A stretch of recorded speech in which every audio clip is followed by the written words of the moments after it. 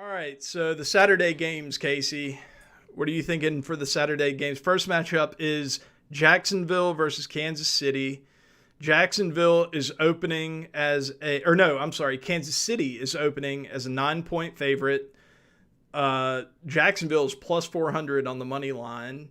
The over-under is 51.5. I think, it feels so chalk that Kansas City is going to win this game. At the same time, there is this weird part of me that thinks that Jacksonville could pull this off. I don't know what it is about this Jacksonville team, but them coming back down 27 against the Chargers, them being super resilient throughout the second half of the season. Like, they have been one of the better teams in football for the second half of this season. Trevor Lawrence has been playing better. And there's this weird part of me that thinks that what Trevor Lawrence did in the second half against the Chargers was his coming out party. And that from here on out in his career, he's going to be one of the best quarterbacks in football. I think that's possible. I'm not necessarily predicting that it happens, but I don't know. I think they're much better than a 9-8 team, and I think maybe Kansas City isn't quite as good as a 14-3 team might indicate. They're a really good football team, but they do have some flaws. But what do you think? Just not as far as the betting is concerned, but just as far as the game goes. Yeah, just in general, the Jacksonville team it's easy to say oh, they're winning all these games. They've come on late. Something that I don't enjoy hearing from casual fans and people who just are trying to find a reason to hate a team is, well, they just got really lucky, right? They got lucky on that pick against Dallas a few weeks ago. They got lucky to make this kind of a comeback. They got lucky this, that, and the other. But the truth of the matter is, we saw, I think in the 2009 Saints had a year like that. Now, they were more dominant throughout the season, but their defense was scoring points for them all year long. Yep. And I think that what we try to call luck is really that they're putting themselves in the opportunity. They're staying in the game. They're giving themselves the opportunity to appear lucky. That pick six in the Dallas game was not lucky. It was a great play. Let's not call it what it's not. The guys are working their jobs the right way, and it's coming together. I want to say that Jacksonville has a shot to win. I want to say, all of us want to see an underdog do it. We all want to see a team who, I think there's a little bit of mentality across NFL fans, and I don't mean to disrespect Urban Meyer, but to say that last year was all because of Urban Meyer and that it literally took a decent coach and that's all you needed for this team because they are filled with talent. Everybody wants to see Trevor Lawrence be really good. And it would be a great story for him to come out and beat the guy who is supposed to be the new GOAT. I'm still not sold. Maybe it's because I'm a Raiders fan. I'm still not sold that Patrick Mahomes is ever going to do what Tom Brady did or is currently doing still because he's still an active player. Yeah. I think he's more like a Peyton Manning, and I think Peyton Manning is one of the greatest quarterbacks of all time. But he only had, 2 Super Bowls, and he had to bounce teams to do it. I don't see him doing it for as long. I don't think that Patrick Mahomes gets enough criticism for some of his shortcomings in the playoffs. I do think that for whatever reason, every time he loses in the playoffs, it's just the defense. They didn't come through for him this time, and he has had some incredible playoff performances. That playoff performance last year against the Bills was an all-timer. It was an all-timer, but occasionally he just does seem like once a year he just seems to come up just a little bit short against good teams. Cincinnati last year was a really good team, but I think Kansas City was better, and I think if they win that game, they probably win the Super Bowl. But that he has had a tendency to slip up outside of the 1 year where he did win the Super Bowl. But and he's still very young for a quarterback. Yeah. He still has a lot of time to get it done. He's got a lot of personal life chaos. His brother. We haven't talked about his girlfriend and his brother. Yeah. In general, I haven't heard about them a lot since the season began. Yeah. But I don't know if you remember last year and then all through the offseason, it was all about them two. Yeah. And there's no doubt, is it his wife or his girlfriend? I don't even know if they're married yet, but yeah, there's no doubt that plays an impact on a player at that level. Yeah. I think he locked his brother in a cage this season. I think he has him locked up.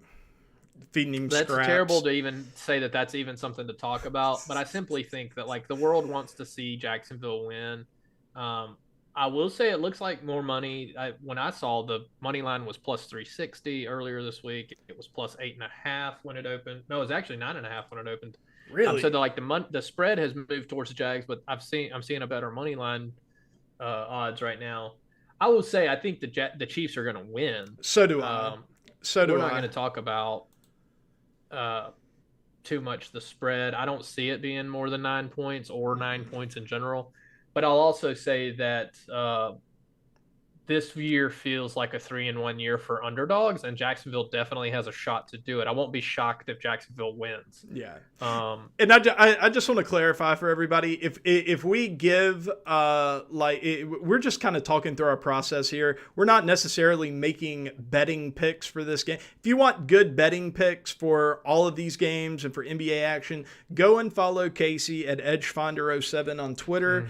He will give them out every single day for the most part, and they're pretty good, man. But if you happen to flow through from this avenue to that, when I say 2 units or 1 unit equals 1% of your bankroll, and I don't need to teach you math, but 2 units is 2% of your bankroll. You should have an established amount you're comfortable losing over the course of a season, and that's what you base your percentage off of. Now, it does get a little more complicated after 2 units. 3 units is 3% of your bankroll. So what you're going to want to do is take your full amount, multiply it by 0.01. Yeah. There you go. Okay, we're done with that math lesson. Yeah. I'll simply say I don't know yet that there's whether or not there's going to be an official pick. I haven't done the NFL ones. There's a lot of injury news to pay attention to for all these matchups. It's the playoffs are different than the regular season. More things happen. That's again why I say I won't be shocked if Jacksonville wins. What I will say is likely to be a play is the under in this game. I was wrong on the unders last week. However, I'm having this as a 44-point game.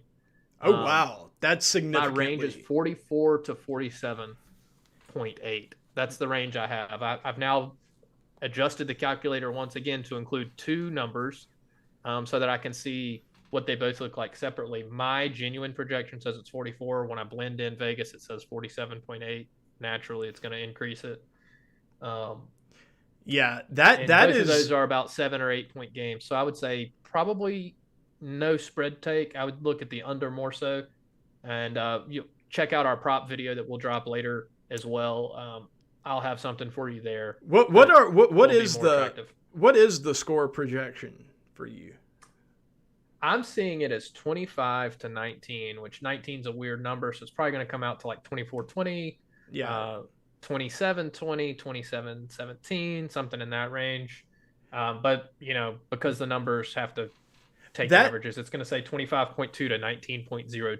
That's really interesting to me, though, because as I've been looking at your projections and everything, this is one of the bigger deviations from the betting line that I've seen from your projections. Yeah, it's a big difference. Yeah. I'll tell you, too, something else that causes me to raise my eyebrows a little bit is that I have them rushing for the same amount of yards. Usually there's a clear difference. I have this being 115.8 yards for the Jags, 115.3 for the Chiefs.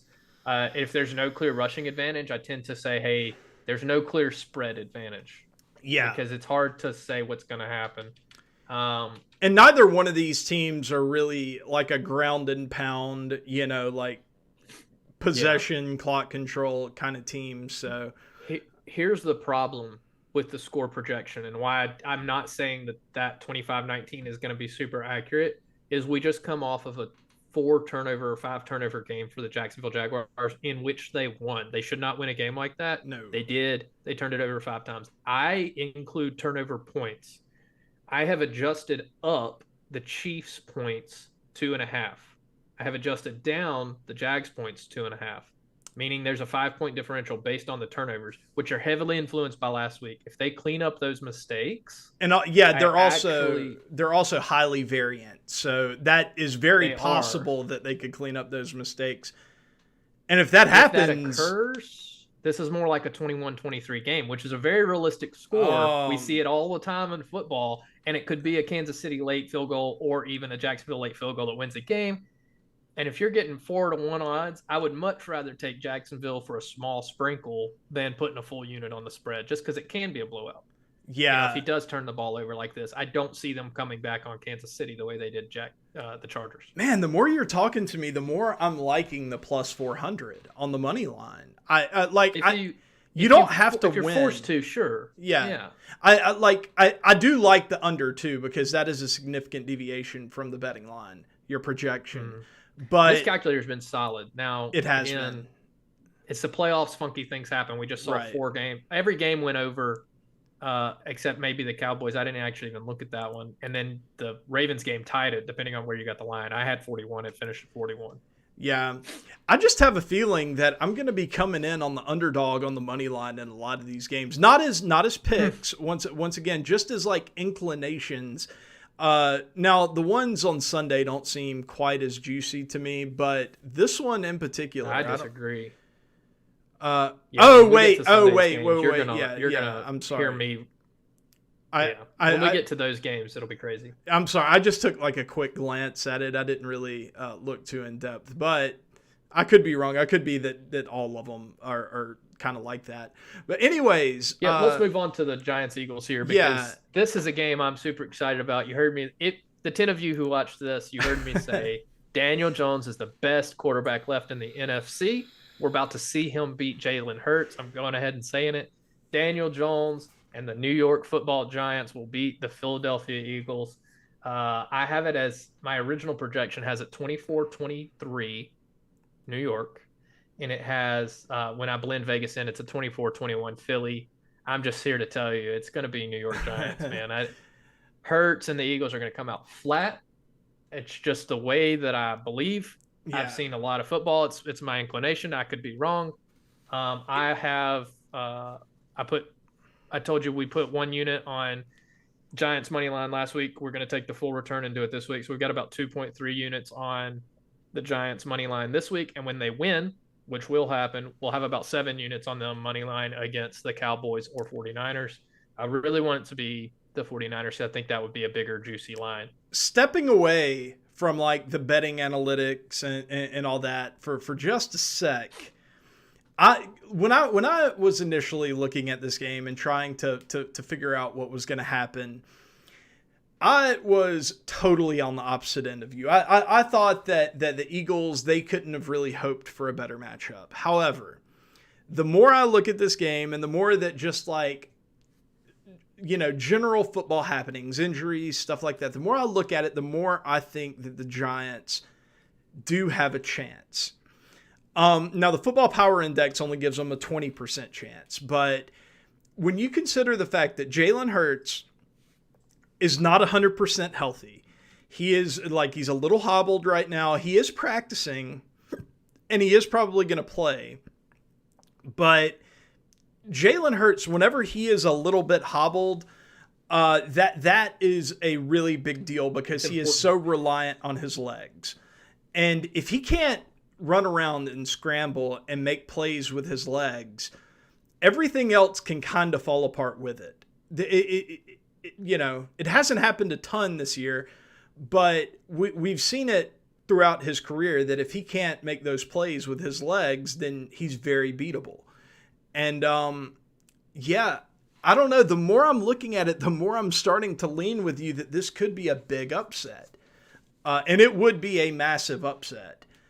But I don't know if I'm as convicted. I don't know if I have as much conviction as you in the Giants. I still think I'm going to pick Philadelphia, but I'm being the Tim Pool milquetoast fence sitter here. And I'm going to say that I'm picking the Eagles, but I'm hedging my bets. I'm saying it could definitely go the other way, and don't come at me if it does, because I'm totally open to that possibility. Yeah, I just simply think that what you saw in the 2 games earlier in the season with these 2 teams almost has no impact. You can look and say, well, they absolutely destroyed them when Hurts played the first game. I think that Martindale and this team are going to have the right adjustments to contain Hurts better. And I think if you take away one of Brown or Smith, it's just going to really make things difficult. The Giants' rushing defense hasn't been strong, with so much of the rushing coming from Hurts. I think you're going to see them be able to limit them a little bit. So simply saying, I just believe that they're going to scheme properly for this game. And I think if you force them to win with only one receiver and the tight ends, the Giants offense is just going to perform better against the Eagles defense than vice versa in this one game. Yeah. Now, to be enough fair, football to know. To be fair, the Eagles did beat the Giants in the last week of the season, and Jalen Hurts did not play well in that game. So the Eagles can still beat the Giants if Jalen Hurts doesn't have a phenomenal game. But I don't think he can go 20 for 35 for 229, no touchdowns and an interception with only 13 yards rushing. I don't think he can do that again and beat the Giants. I think he's going to have to be a little bit better than that. I agree.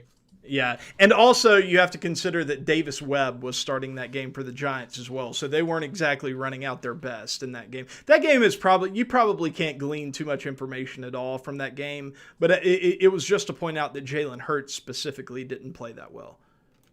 Well, we were talking about head-to-head matchups are very misleading whenever you're trying to like draw what's going to happen in the future off of a single past event. It's a small sample size. Especially, there's a lot going on that you don't understand, and the importance of this game for both teams. And I believe the Eagles are going to have the right game plan in place. I just think it's going to be a highly competitive game. And if you got a highly competitive game and you can take a team at plus 260, whatever the money line is right now, plus 280, I think you should. You're going to win more than 1 out of 3. The one thing that I really, really, really worry about with the Giants is how they're going to handle that Eagles front four.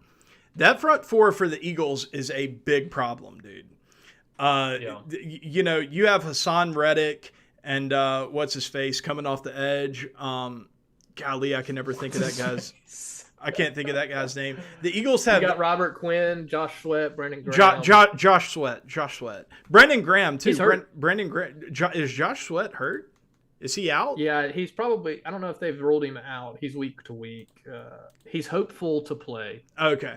With a neck injury in the playoffs. Okay. So I think if you ding that, if that's not 100% healthy, and the team probably believes they're going to handily win this, he might not play, and I think it makes things more iffy. Yeah, but Hassan Reddick is the one that I'd really be worried about because my God, is that guy improved. That guy is so good. He was always like kind of a big name, kind of a guy that would get the sack totals, but he never had like it always seemed kind of lucky because he never had the pressure rate to go with the sacks. It was always like quarterbacks would just kind of run into him. But as soon as he got to the Eagles, as soon as he was moved to the Eagles, he became just an absolute monster. He's getting the pressures. He's getting the win rate against the tackles. He's getting the sacks. He's becoming one of the best edge rushers in football. And then when you couple that with an interior that is just so deep and so athletic and so good with Jordan Davis and Milton Williams and Sue and all those boys, like it's a scary, scary front four. Yeah, I just don't know if the Giants are going to be able to hold up against that. If they can, and if they can, you know, kind of keep Jalen Hurts at least contained, I think they can win this game because the Giants' defense is nothing to sneeze at either. Like, it's pretty darn good. So, especially recently. But anyways, I think that's about it for these two games. We're going to come out with tomorrow's games or Sunday's games tomorrow. So be on the lookout for that. Yeah. Yep. See ya.